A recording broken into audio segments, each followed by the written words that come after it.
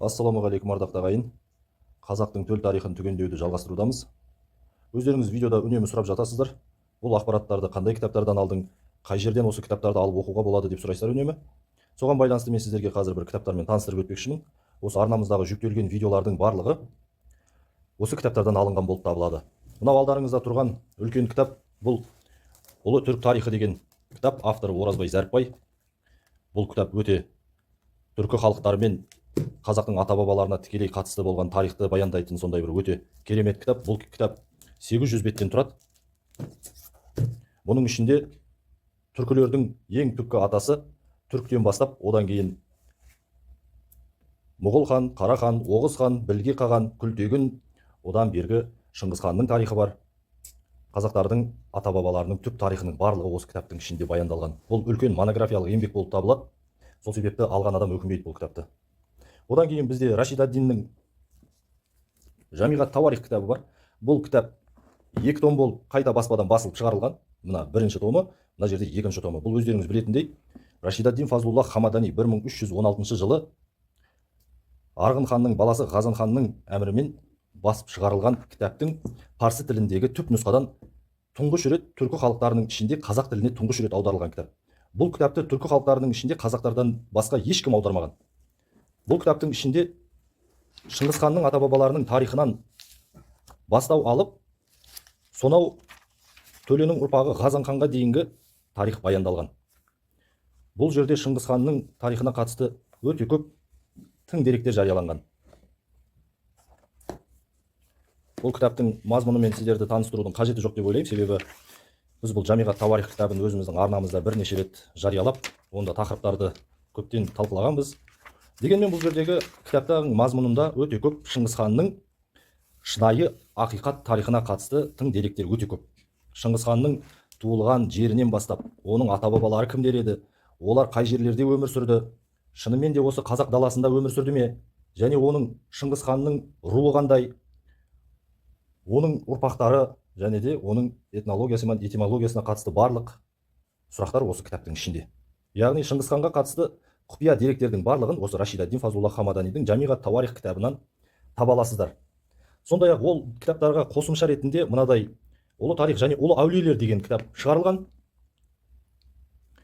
Бұл кітап көптеген парсы шағатай кітаптарынан қазақ тіліне аударылған еңбектердің жиынтығы болып табылады.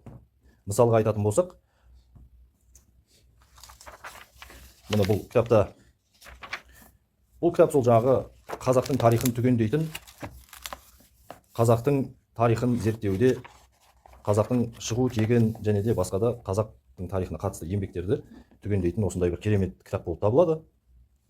Бұл кітаптың ішінде де көптеген ақпараттар бар. Әсіресе сол жағы Шыңғыс ханнан кейінгі дәуірлерде өмір сүрген біздің қазақтардың ата-бабалары болып табылатын ел билеген ұлы хандар мен ұлы ел билеушілері, ұлы әулие адамдар жайлы көптеген ақпараттар баяндалған. Сондай-ақ алдарыңызда Мехман-Намаи Бұхара кітабы, бұның авторы Фазлуллах ибн Рузбихан.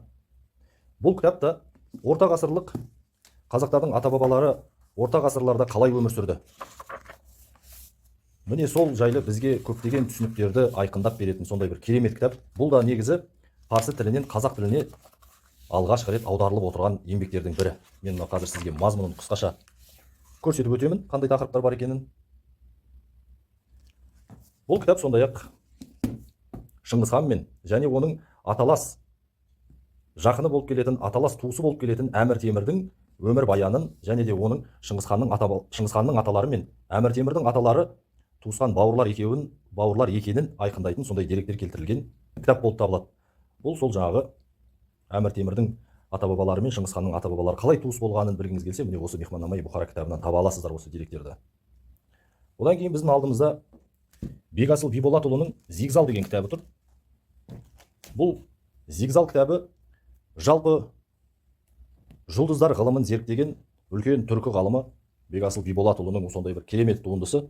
Бұл жерде өте көп жағы көп ғылымдар, астрономия, жұлдыздар ғылымы және фәлсәфа, болмыс деген сияқты тақырыптарда өте үлкен дерек ақпараттар берген кітап еңбек болып табылады. Бұл да шағатай тілінен қазақ тіліне аударылған кітап. Міне осы кітаптар бойынша егер де қызықтырған сұрақтарыңыз болса, комментарийда жазып қалдырыңыздар. Егер де сатып алуға ниет білдірсеңіздер, қазір мен сіздерге осы кітаптардың бағасы жайлы қысқаша айтып өтемін. Мехман-намай Бұхара кітаптың бағасы 5000 теңге. Ұлы тарих және ұлы әулиелер кітабының бағасы 7000 теңге. Жамиғат Тауарих кітабының 2 томы, бірінші томы мен екінші томы, екеуі 15000 теңге. Ұлы түрік тарихы мен Зигзал кітабы 40000 теңгеден. Ұлы түрік тарихы 40000 теңге, Зигзал кітабы да 40000 теңгеден. Комментарийда жазып қалдырсаңыздар болады. Сондай-ақ видеоның астындағы сілтеме бойынша мен өз нөмірімді қалдырып кетем.